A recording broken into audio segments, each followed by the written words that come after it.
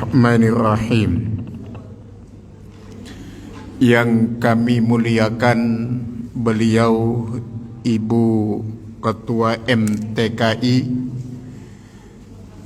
yang Allah muliakan ummahat salihat, wabil khusus ibu-ibu yang telah meluangkan waktu, meringankan langkah menjemput undangan Allah dalam majlis ilmu pada pagi yang penuh berkah ini.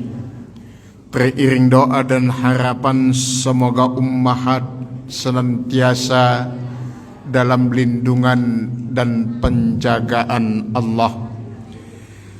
Alhamdulillahilladzi hadana lihadza wa ma kunna linahtadiya laula an hadanallah.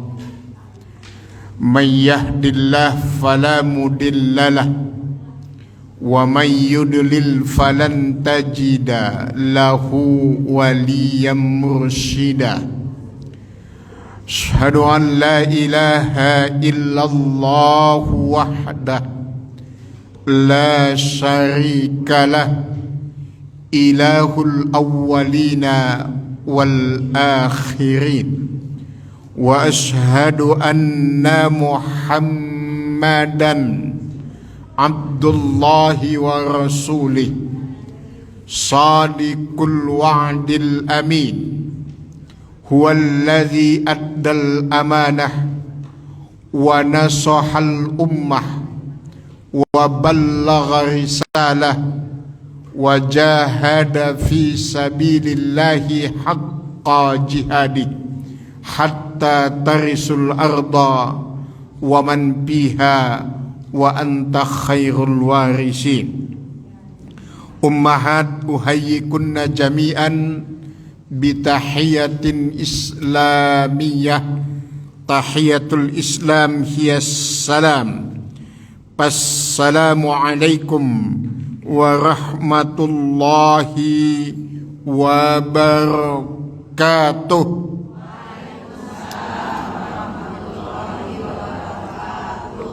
Sehat ummahat?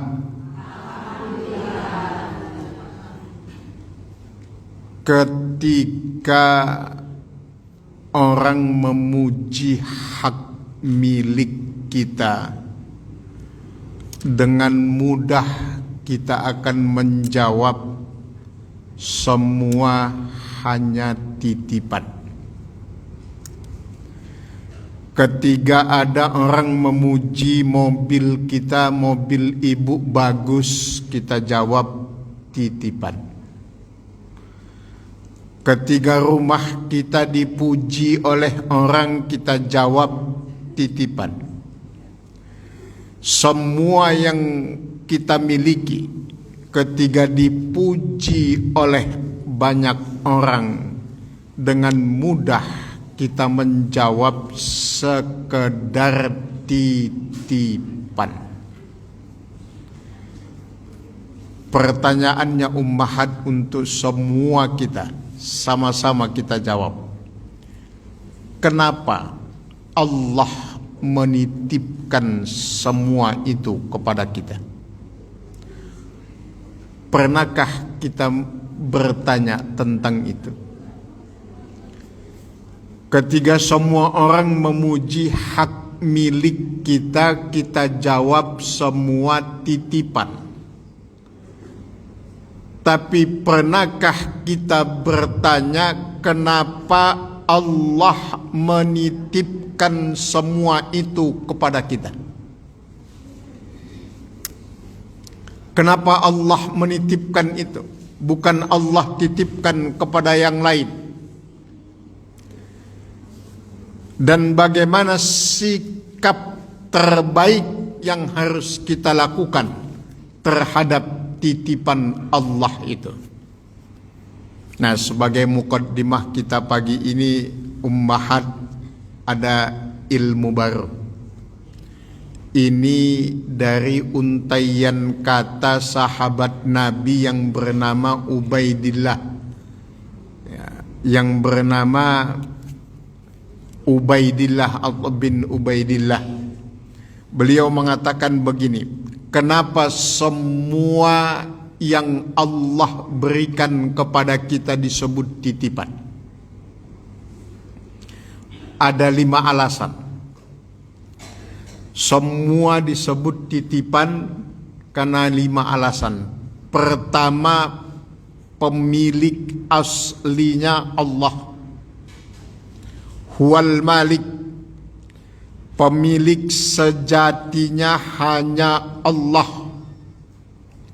Allah lah pemilik sejati. Lillahi ma fis samawati wa ma fil ard.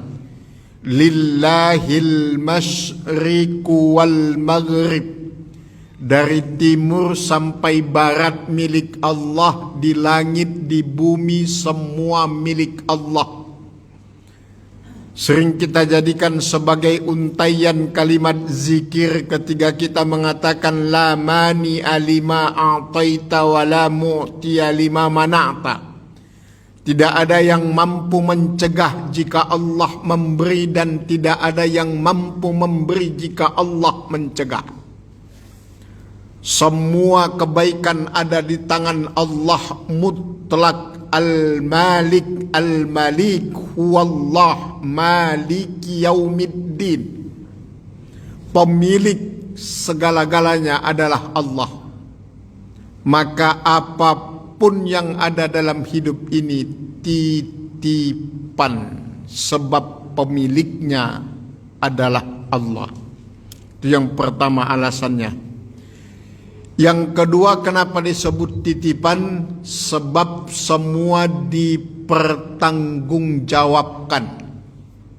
Summa latus alunna yauma idzin anin naim. Sekecil apapun nikmat, wajib diminta pertanggungjawabannya. Apa buktinya ummahat? Di dalam ilmu fikih, ibu sedang tidak sholat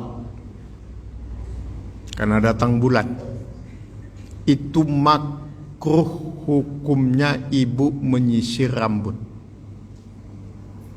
Kenapa? Dikhawatirkan jatuh. Kalaupun itu jatuh, ibu tidak boleh membuang rambut yang jatuh itu. Ibu wajib kumpulkan rambut itu, dan saat nanti ibu sedang bersuci, rambut itu wajib ikut dibersihkan. Setelah itu baru dibuang. Itu aturan main dalam fikih.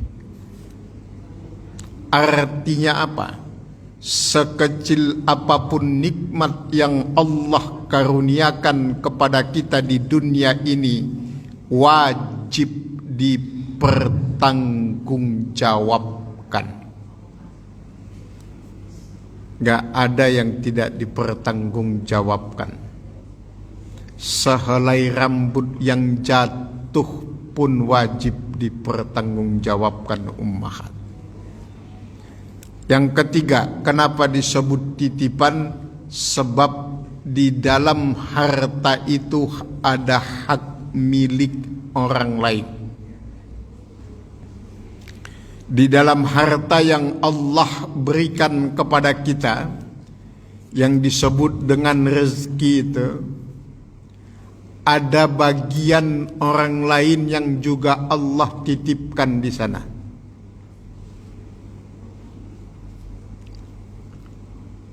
Bukan hanya sekedar untuk kita. Maka disebut dalam agama kita bersyukur.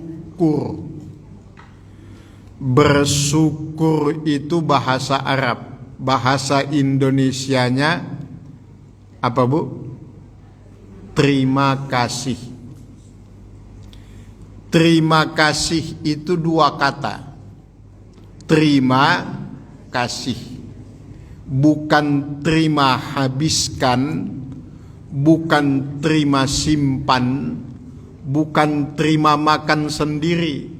Yang benar, setiap menerima nikmat dari Allah, terima kasih lagi kepada siapa? Kepada orang yang Allah titipkan haknya di dalam harta itu.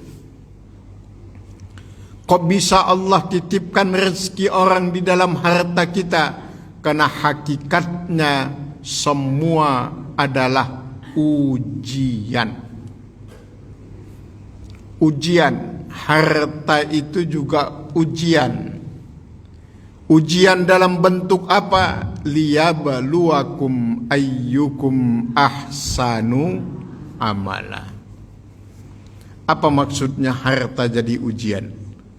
Kalau orang bersyukur dapat nikmat itu udah biasa, Bu. Semua orang bisa, insya Allah. Gak usah ngaji dia gak usah ngaji dia bisa itu. Yang hebat itu ketika mampu bersabar saat dapat nikmat. Itu yang luar biasa.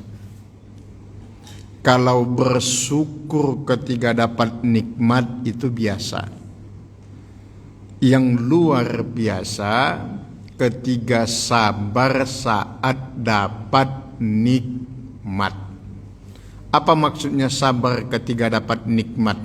Saat dia mendapat nikmat yang terpikir bagaimana membaginya, bukan menghabiskannya. Itulah yang disebut sabar saat dapat nikmat. Kalau bersyukur saat dapat nikmat, bagaimana mempergunakan bahkan menghabiskan nikmat itu. Tapi kalau sabar saat dapat nikmat, yang dia pikirkan bagaimana dia mampu berbagi dengan nikmat itu. Itu yang luar biasa. Terakhir, kenapa disebut titipan? Sebab harta pada hakikatnya tidak dibawa mati di tempat lain. Tapi kalau di MTKI Duta Indah, istilahnya kita rubah. Harta tidak dibawa mati, kalau bawa sendiri.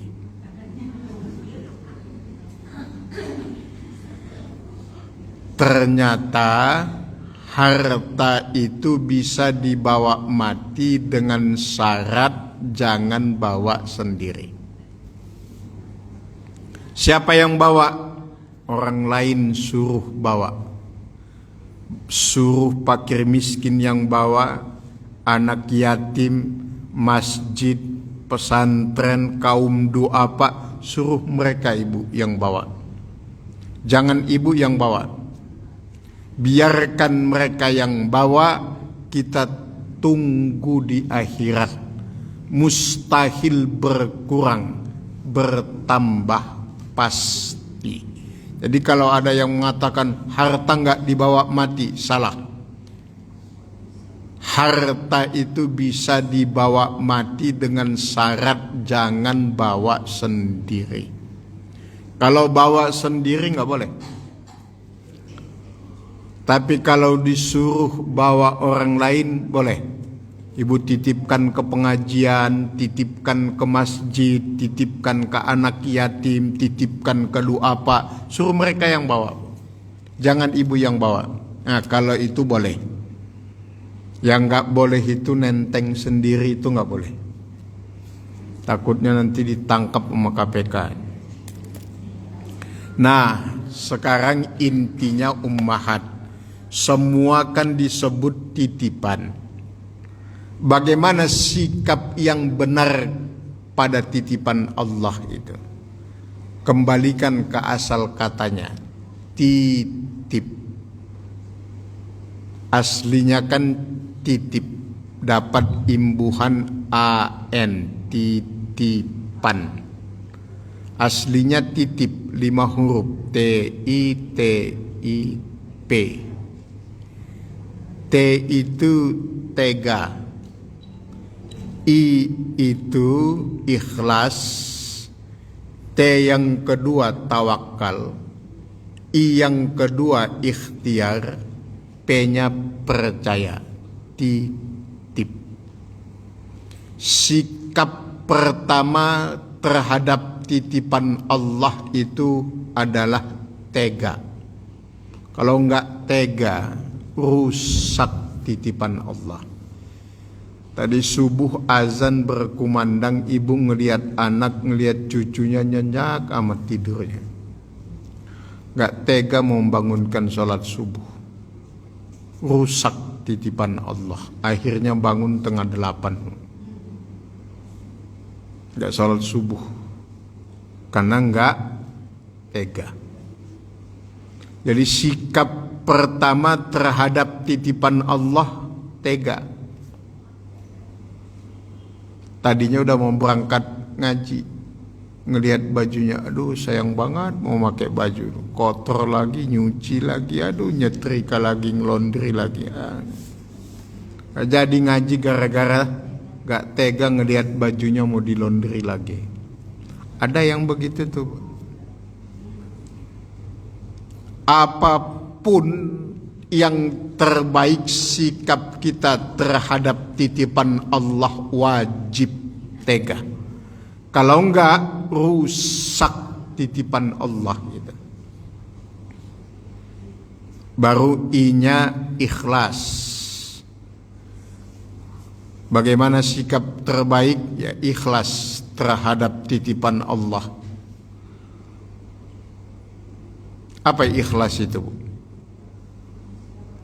Hah? Kalau ibu-ibu MTKI ditanya apa itu ikhlas? Berbuat karena Allah itu sudah biasa, sulit mencernanya. Yang paling mudah ikhlas itu kembalikan ke asal katanya. Ikhlas itu dari kata khalas. Khalas itu sudah. Jadi ikhlas itu ya sudah. Jadi ukuran ikhlas itu yang paling mudah, forget it. Lupakan saja. Sebesar apapun kebaikan yang ibu lakukan, lupakan. Itu ikhlas. Kenapa?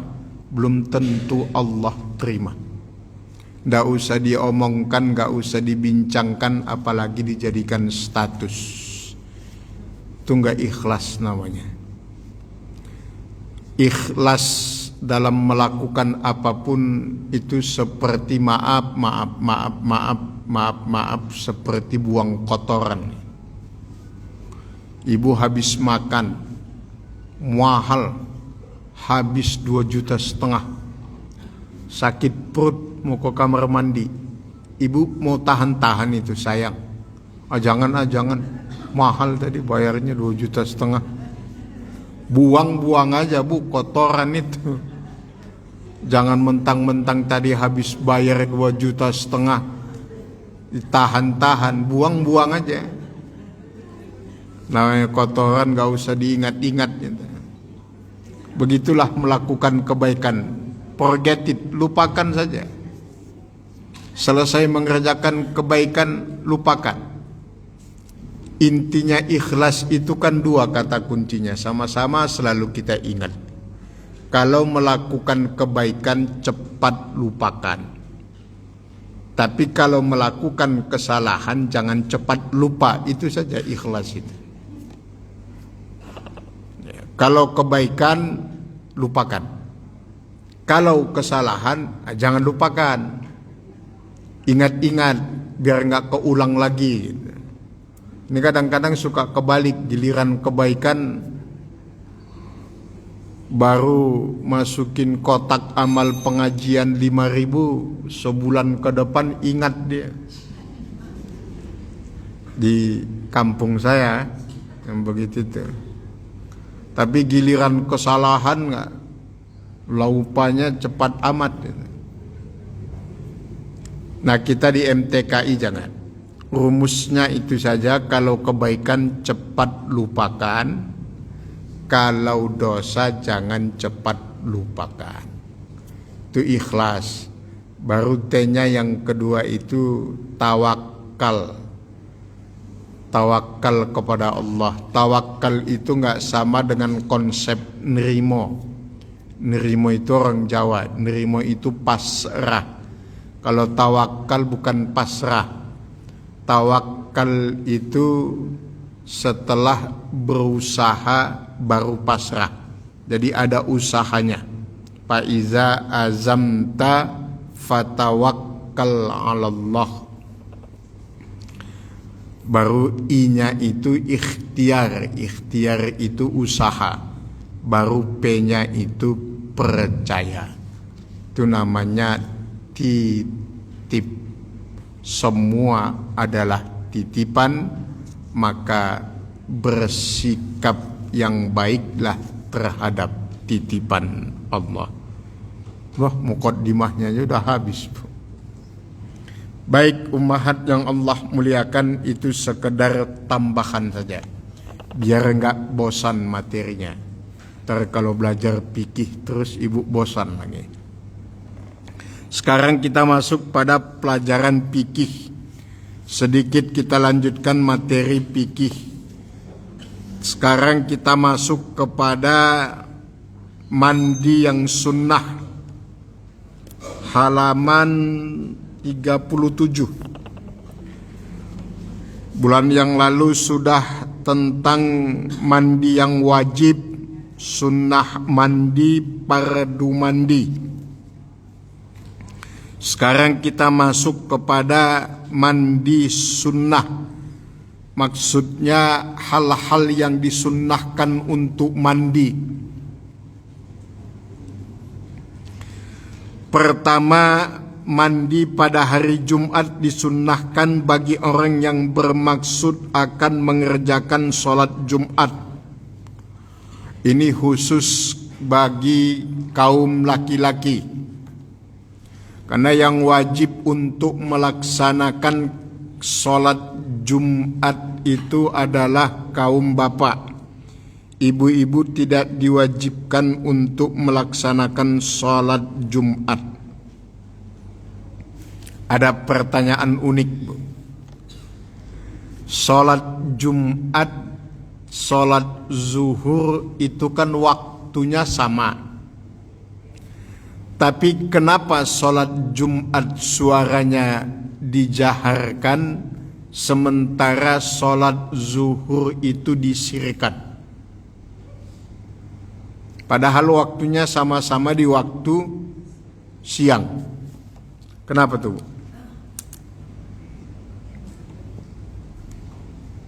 Sholat Jumat, sholat zuhur. Tapi sholat Jumat kenapa dizaharkan suaranya? Sementara sholat zuhur itu disirkan.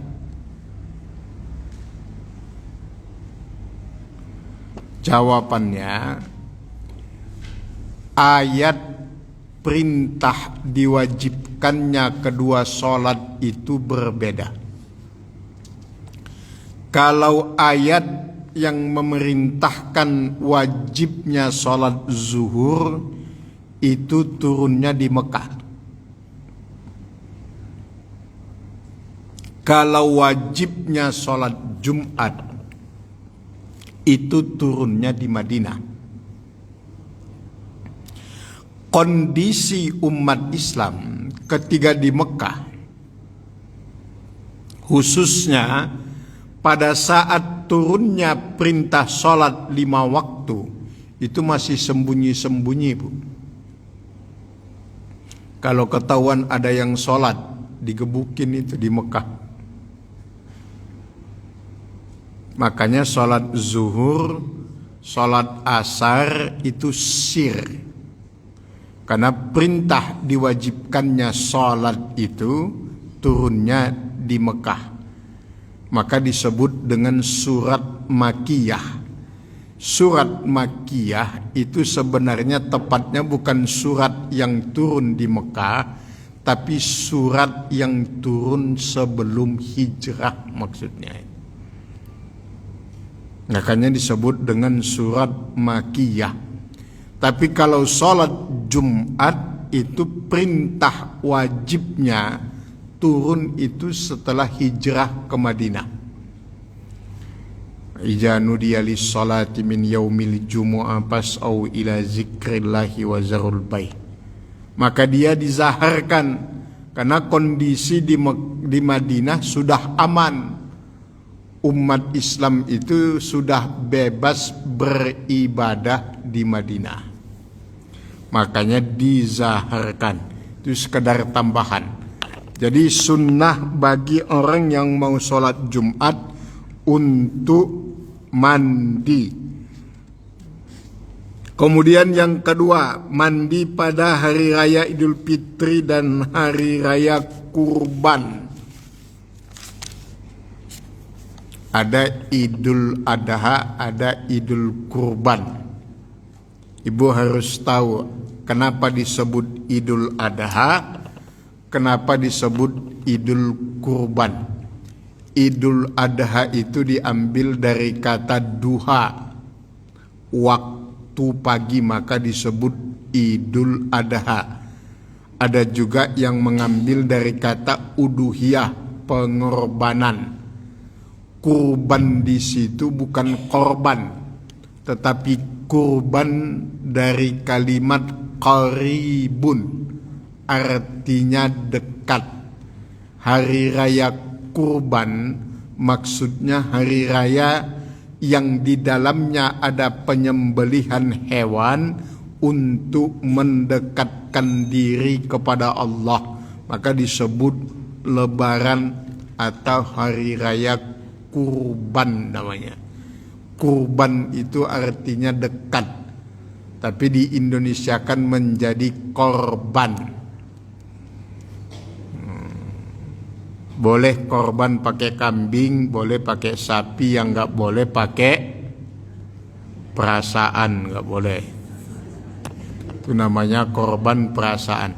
Kenapa binatang korban itu wajib laki-laki? Nggak boleh perempuan, Bu. Nggak boleh betina. Kenapa? Karena yang namanya perempuan jangankan berkorban. Ya. Perempuan itu jangankan berkorban, seri di dalam rumah tangga saja nggak mau dia. Untuk 00 saja di rumah tangga yang namanya perempuan mengalah, itu nggak bakal mau. Apalagi berkorban. Makanya korban itu pakai jantan bukan betina. Itu anekdot aja, Bu. Makanya disebut hari raya kurban. Ada yang mengatakan hari raya kurban, ada yang mengatakan hari raya Idul Adha. Dua-duanya sama. Idul Adha, Idul Kurban, Idul Fitri. Idul Fitri itu fitri di situ bukan suci. Ibu-ibu MTKI jangan salah. Nanti kalau ada orang yang paham dikirain ibu nggak ngaji. Idul Fitri itu bukan kembali suci, tapi kembali berbuka puasa. Fitri itu dari kata-kata futur. Futur pakai to. Kalau futur pakai to itu berbuka puasa. Kalau futur pakai ta itu putus asa. Futur itu buka puasa. Kalau putur putus asa. Jadi kalau disebut Idul Fitri jangan bilang kita kembali suci. Nggak ada ceritanya kembali suci di situ. Nanti kalau orang yang tahu diketawain kita, Bu. Seakan-akan nggak ngerti bahasa Arab. Idul Fitri itu kembali berbuka puasa. Maka haram hukumnya puasa tanggal 1 Syawal. Maka wajib sunnah, bukan wajib, sunnah makan dulu baru berangkat sholat. untuk memastikan bahwa hari itu sudah tidak puasa. Kadang-kadang ke masyarakat kita suka gimana gitu ya. Idul Fitri kembali bersuci. Taqabbalallahu minna wa minkum. Doanya benar. Cuma memaknainya itu jangan begitulah. Kalau ada orang yang ngerti bahasa Arab nanti jadi senyum-senyum orang ngelihatnya. Ibu-ibu MTKI insyaallah nggak begitu. Idul Fitri itu kembali berbuka puasa. Putur namanya. Pakai po ya Bu. Nah, itulah pentingnya kita ngaji. Ibu MTKI ngaji. Karena bahasa Arab itu luar biasa. Salah mengucapkan salah arti itu nanti Bu. Futur pakai po buka puasa. Futur pakai ta putus asa. Ni'mat pakai ain itu nikmat. Tapi kalau nikmat pakai qaf itu azab. Hati-hati Bu. Kan ada tuh ibu-ibu yang kadang-kadang biar dibilang paseh gitu ya. Ibu-ibu sekalian, mari kita bersyukur atas nikmat Allah. Nikmat pakai qaf itu azab itu Bu.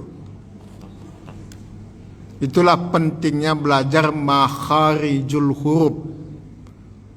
Cara pengucapan huruf. Hebat bahasa Arab. Salah mengucapkan bisa salah arti itu Bu. Itulah kayanya bahasa Arab. Bahasa paling kaya di dunia. Mempunyai 12.500.000 kosakata. Maka jangan anti sama bahasa Arab. Oh, bahasa Arab itu bahasanya penduduk surga. Nggak bakal masuk surga orang kalau nggak bisa bahasa Arab. Ibu nggak bisa masuk surga kalau nggak bisa bahasa Arab. Ibu bisa bahasa Arab? Hah? Bisa? Bisa. Oh, ibu sholat pakai bahasa Arab.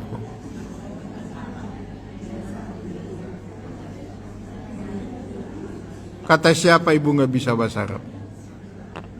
Kan itu bahasa sholat Ustadz. Bisa dipakai juga itu buat komunikasi harian bisa. Seperti ibu-ibu yang lagi naik haji kemarin. Dia mau beli gamis pakai bahasa Arab nggak bisa. Dia ngeliat ada orang Arab jualan gamis itu. Homsureal, hajjah, homsureal yang lempar-lemparin ke atas. Homsureal itu berapa? 5 real. Dia mau nawar 2 real, tapi nggak tahu bahasa Arabnya. Makanya dia dekati penjualnya tadi, Syekh rok atain. Dia ingat, dia habis sholat subuh. Biasanya sholat subuh itu, usolli pardos subuhi, rok ataini. Oh, yang jual gamis ini tahu, oh orang Indonesia nih gitu. Dia kalau 2 real dia nggak mau, dia maunya 3 real. Mau gimana ngomongnya? Dia ingat maghrib. La salah sarokaan. Ibu itu setuju, cuma mau ngomong iya dia nggak bisa. Akhirnya dia bilang fardhon lillahi ta'ala. Nah, orang yang jual itu orang Arabnya juga setuju. Bilang iya pun dia bingung. Makanya dia bilang Allahu Akbar. Ya, macam-macam usolli aja bisa. Syekh rok'atain. La salah saroka'an. Kata syekhnya fardhon lillahi ta'ala. Allahu Akbar. Jadi itu beli gamis. Berarti nggak bisa masuk surga kalau nggak bisa bahasa Arab, iya nggak Bu? Ibu bisa bahasa Arab. Bahasa Arab itu penting. Kayak jamaah kita di pengajian ngadain kursus bahasa Arab, baru beberapa kali pertemuan habis semua nama anaknya diganti jadi nama-nama Arab. Pokoknya yang ada Arab-Arabnya. Miftahul Jannah, nama masjid semua. Raudatul Jannah, Miftahul Jannah, diganti semua. Temannya nggak mau kalah, dia bilang, belum seberapa itu bu. Nama anak saya Tony. Tony kan? Iya, Tony kan nama barat bu. Oh, itu cuma panggilan bu. Emang panjangnya siapa? A'udzubillahi minasyaitonirrajim. Panggilannya Tony, panjangnya A'udzubillahi Islami banget itu.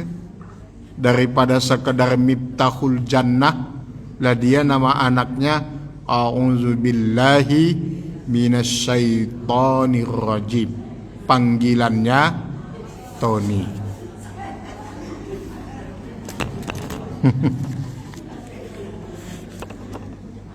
Kurang kerjaan itu namanya.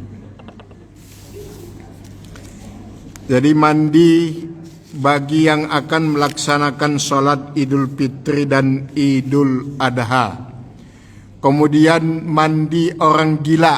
Maksudnya mandi orang gila itu orang yang sembuh dari gilanya.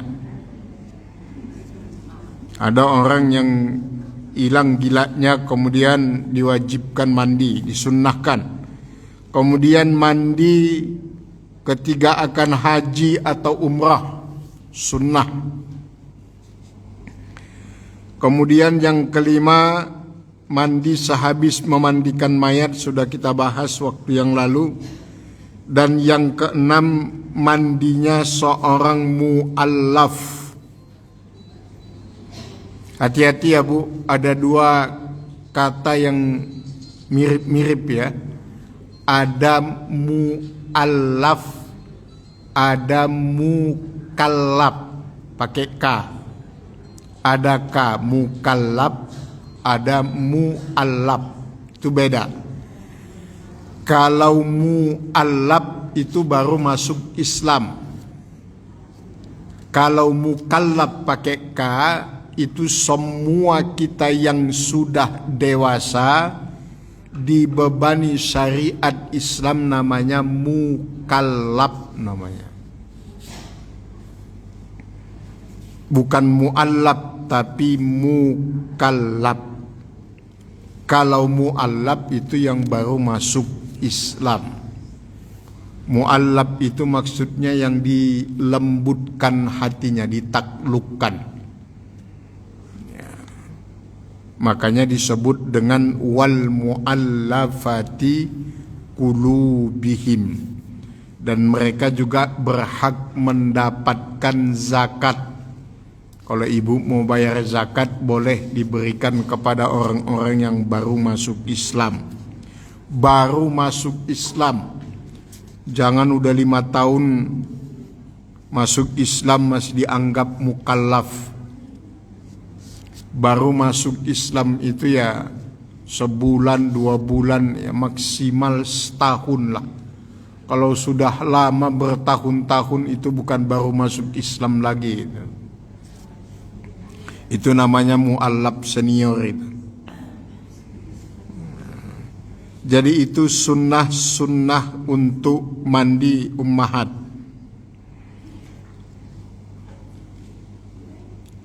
Nah, ummahat yang Allah muliakan, sebagai sedikit tambahan, waktu kita sudah mau habis, kita cukupkan untuk fikihnya pada sunnah-sunnah mandi. Sekarang intisari. Ada satu definisi penting yang harus sama-sama kita pahami tentang definisi takwa. Ini juga berkaitan dengan pelajaran kita tentang fikih. Apa itu takwa? Takwa itu bukan sekedar menjalankan perintah Allah, menjauhi larangan Allah. Itu definisi takwa secara umum. Takwa yang ingin kita pelajari pada pagi ini adalah takwa yang didefinisikan oleh sahabat Nabi Abu Bakar As-Siddiq. Jadi takwa itu 4 komponennya. Ibu catat ya. Yang pertama namanya takwa itu al-khawf bijalil. Yang kedua al-amalu bitanzil. Yang ketiga ridha bil qalil. Yang keempat al-isti'dad li yaumir rahil. Jadi takwa itu kita indonesiakan memiliki rasa takut kepada Allah. Ini takwa menurut sahabat Abu Bakar As-Siddiq. Ini penutupnya, Bu. Takwa itu satu, memiliki rasa takut kepada Allah. Yang kedua, mengamalkan syariat agama, al-amalu bitanjil. Yang ketiga, ridha bil qalil, ridha dengan yang sedikit. Yang keempat al-isti'dad liyaumil rahil, mempersiapkan bekal perjalanan selanjutnya. Jadi takwa itu 4, takut kepada Allah, mengamalkan syariat Allah, ridha terhadap yang sedikit. Yang keempat, mempersiapkan bekal menuju kehidupan selanjutnya. Itulah yang disebut dengan takwa. Kalau di bahasa Arabkan al-khawf bil jalil, al-amalu bitanzil, ar-ridha bil qalil. Yang keempat al-isti'dad liyaumir rahil. Itulah kata takwa yang membingkai semua aktivitas kita sepanjang hayat. Baik ummahat yang Allah muliakan, ini saja materi kita pagi ini. Sebelum kita tutup dengan doa, monggo silakan ada pertanyaan. Masih ada waktu ummahat.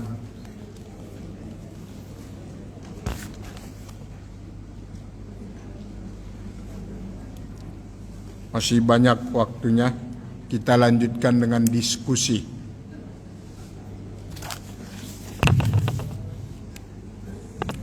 Silahkan ummahat. Bebas mau nanya tentang apapun boleh. Tidak harus sesuai dengan tema.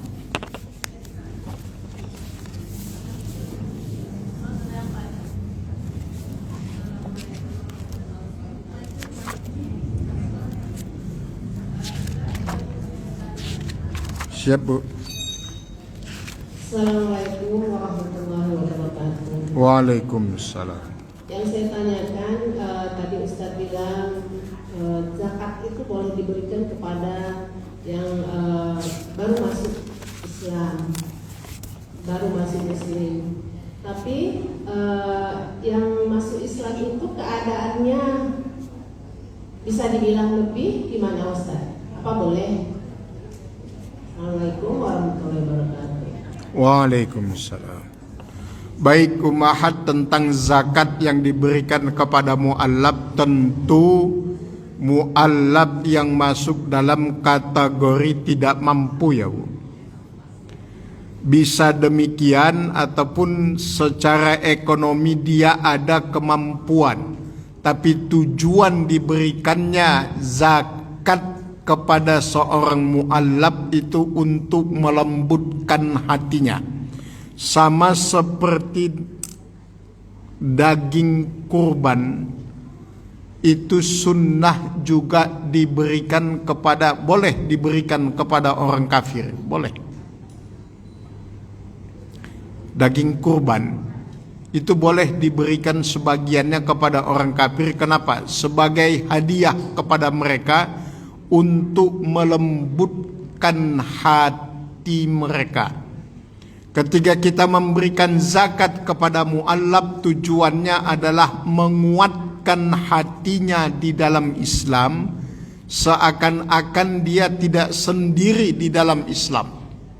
Dia dibersamai oleh saudara-saudaranya sesama muslim.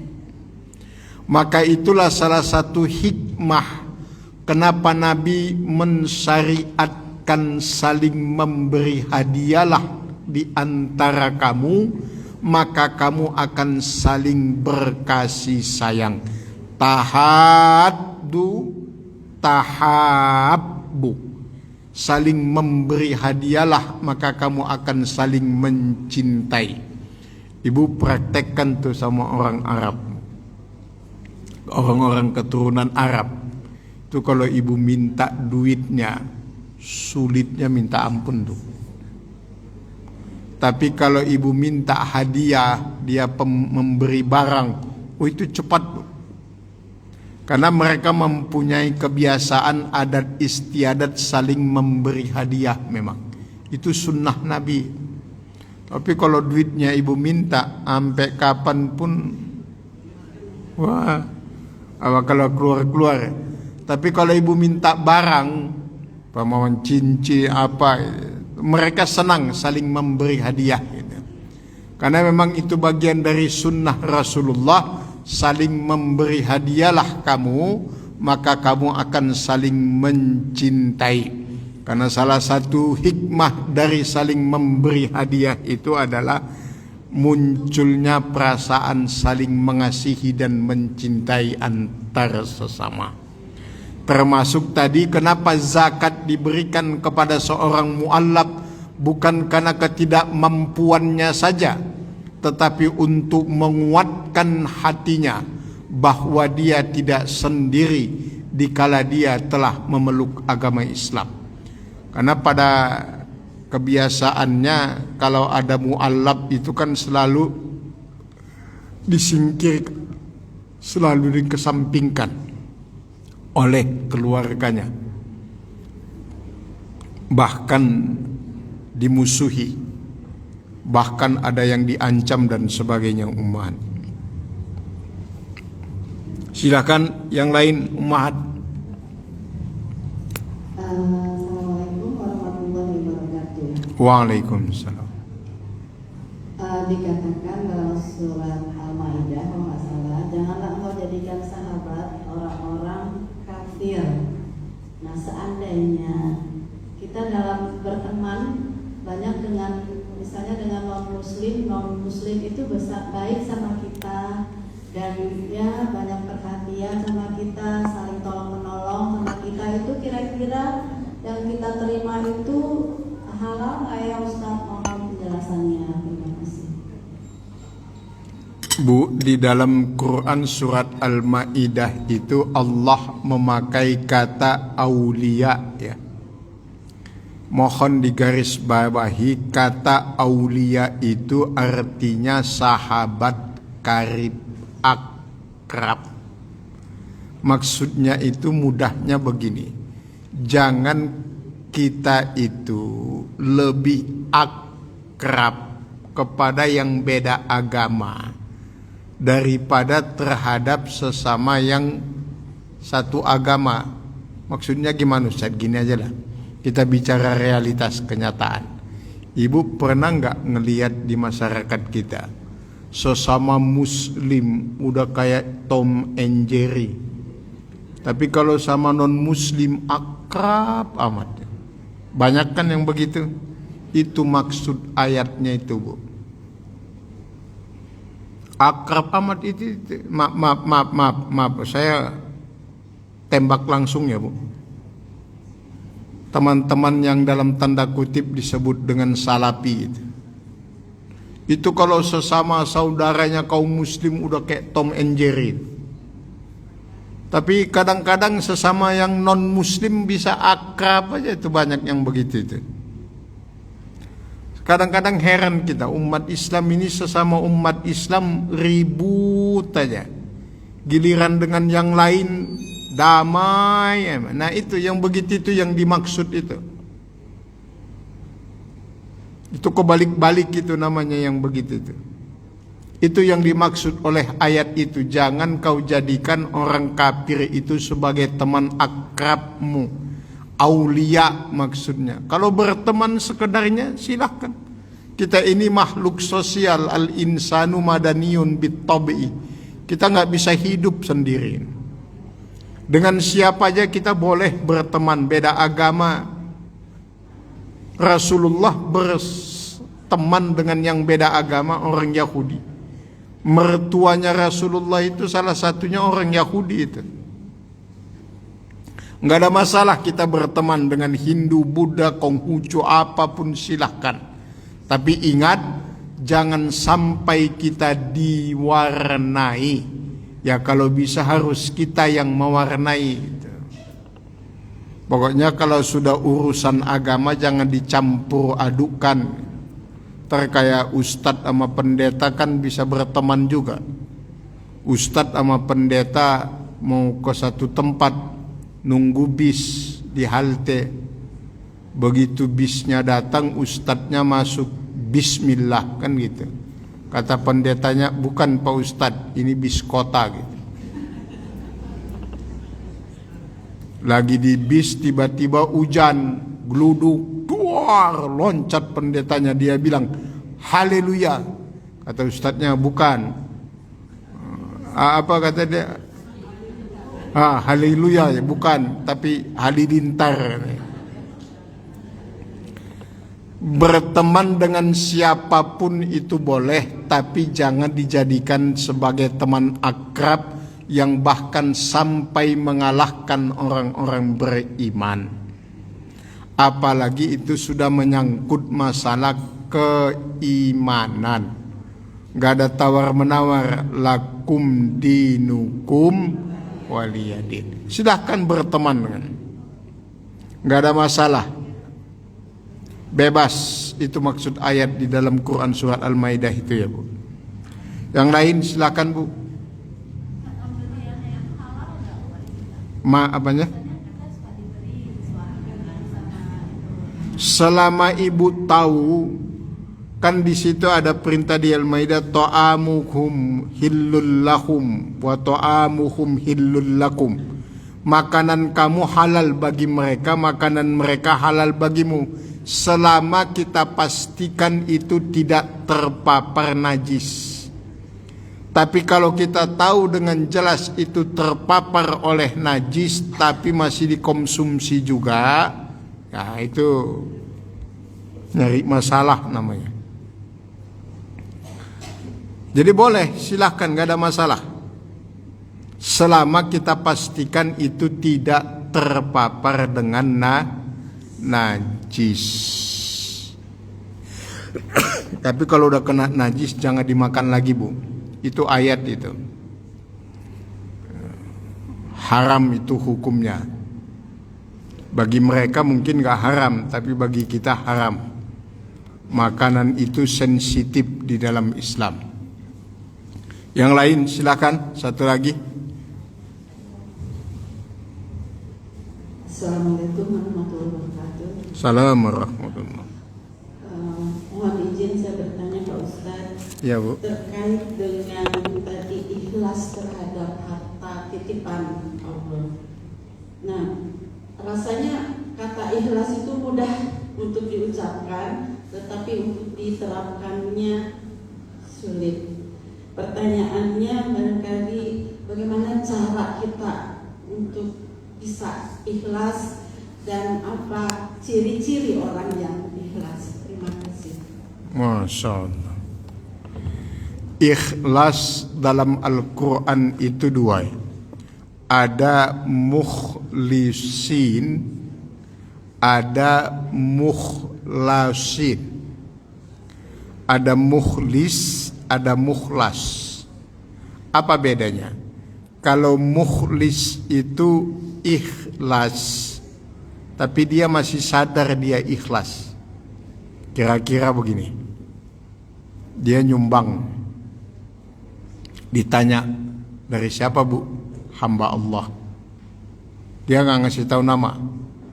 Tapi ketika diumumkan, dia bisik sama sebelahnya. Hamba Allah itu saya itu. Itu mukhlis. Orang yang ikhlas, tapi dia masih sadar dia ikhlas, masih butuh panggung untuk ikhlas. Kok bisa? Wajar, manusiawi.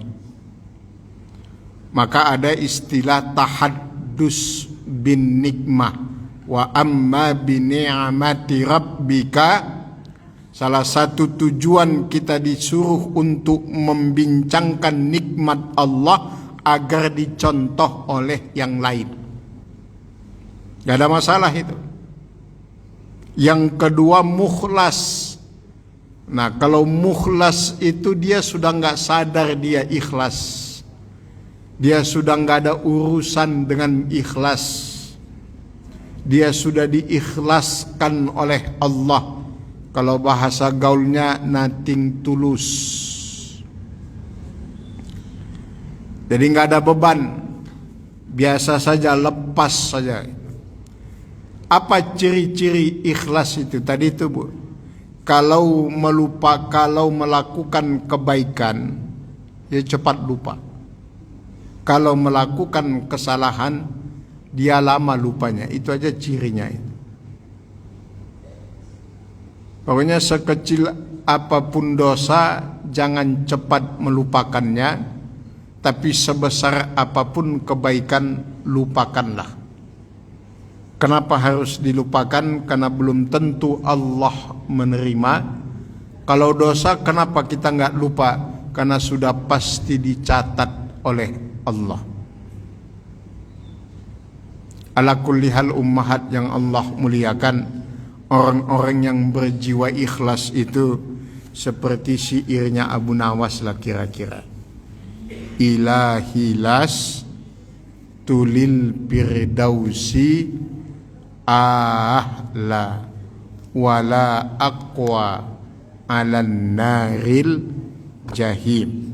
Ya Allah, saya enggak pantas masuk surgamu, tapi saya enggak kuat di nerakamu. Itulah posisi kita itu.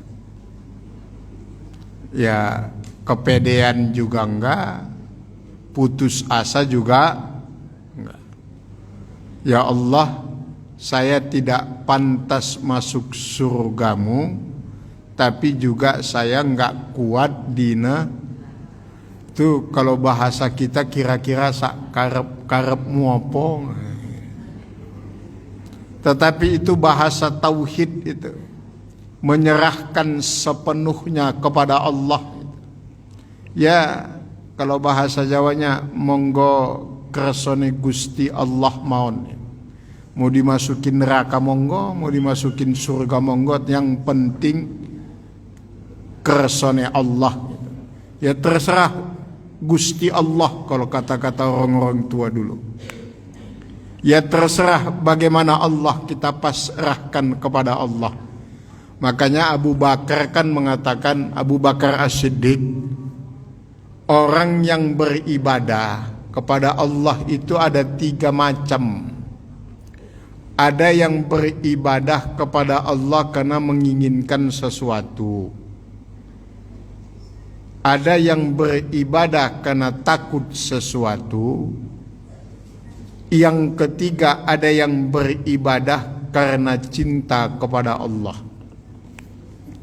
Ada orang ditanya, kenapa ibu sholat? Pengen masuk surga. Ada lagi yang ditanya, kenapa ibu sholat? Takut masuk neraka. Salah? Enggak. Tapi jawaban yang paling indah adalah, kenapa ibu sholat? Karena cinta kepada Allah. Ya karena Allah aja. Mau masuk surga, mau masuk neraka, urusan Allah saja. Sebagai seorang hamba kita berharap wajar, tetapi semua itu kita pasrahkan kepada Allah. Ilahi lastulil firdausi wala aqwa alan naril. Suka diplesetkan itu, Bu. Ilahi lastulil firdaus. Ya Allah, saya enggak pantas masuk surgamu. Wala aqwa alan naril jahim. Tidak ada aqwa di dalam nerakamu. Wala aqwa. Wala aqwa. Enggak ada aqwa. Bukan. Wala aqwa, tidak kuat di dalam nerakamu. Intinya begini. Dalam beribadah apapun bentuknya, kira-kira kelas kita ini ummahat, mudahnya ngono ya ngono, yen ojo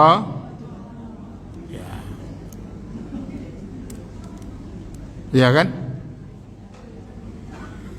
Ya jangan gitu-gitu amat lah gitu ya. Walaupun nggak bisa ngaji tiap minggu rutin, ya minimal sekali 2 minggu. Ini kadang-kadang udah nggak mau ngaji, sekali setahun hilang, sepanjang tahun nggak pernah ke pengajian. Auzubillah. Yang jelas kalau dalam kaedah agama kita, ma la yudriku kulluh la yatruku kulluh. Kalau nggak bisa dikerjakan semua, mbok yo jangan ditinggalkan semuanya. Nggak bisa tahajud sekian rakaat, minimal 2 rakaat. Semuanya bertahap. Mana amal yang paling baik kata Nabi? Qalla wadalla. Sebaik-baik amal adalah sedikit tapi kontinu, daripada banyak cuma sekali. Maka ibu-ibu MTKI prinsipnya 1 kali 7, bukan 7 kali 1. Dia dalam seminggu tahajud cuma sekali, tapi langsung 7 jam. Lebih baik tahajudnya tiap malam walaupun cuma 1 jam. Rutin aja tiap malam 1 jam. Ini kadang-kadang tahajudnya sekali seminggu, tapi langsung 7 jam. Itu tidak lebih baik daripada tiap malam cuma 1 jam, 1 jam. Yang penting continue. Al-istimrar, berkelanjutan. Ini saja ummahat yang Allah muliakan. Sama-sama kita berdoa dan bermunajat kepada Allah dari tempat yang baik pada waktu yang baik ini, dalam kondisi dan keadaan yang baik. Kita bermohon kepada Allah semoga semua kita yang berhadir, ummahat yang Allah muliakan, dikaruniakan umur panjang dalam taat ibadah, sehat lahir dan batin, kemudahan dalam setiap urusan, kelapangan rezeki. Allah karuniakan kita semua rezeki yang halalan tayyiban mubarakan. Semoga anak, suami, cucu, ummahat dimanapun dan kapanpun senantiasa dalam lindungan dan penjagaan Allah. Allah jauhkan dari segala musibah, Allah jauhkan dari segala penyakit, dan semoga senantiasa dalam lindungan dan kecintaan Allah. Terakhir doakan ayah ibu kita, wabil khusus ayah ibu kita yang telah mendahului kita semua. Semoga Allah menempatkan beliau-beliau di tempat yang terbaik di sisinya. Allah ampunkan dan maafkan segala dosa dan kesalahannya. Semoga semua amal kebaikan yang kita lakukan sebagai seorang anak, Allah alirkan juga pahalanya kepada ayah dan ibu kita, berupa rahmat dan ampunan di alam kubur beliau-beliau. Mudah-mudahan semua orang tua kita, wabil khusus para orang tua kami yang hadir dalam kajian pagi ini, Semoga ibu-ibu senantiasa dijaga, disayang, dicintai oleh Allah, dimuliakan Allah dunia sampai akhirat, dipanjangkan Allah umurnya, disehatkan badannya, sakitnya menjadi penggugur dosa dan penambah catatan amal soleh di sisi Allah, dan mudah-mudahan kelak dianugerahkan husnul khatimah. Al-Fatihah. A'udzubillahi minasyaitonirrajim.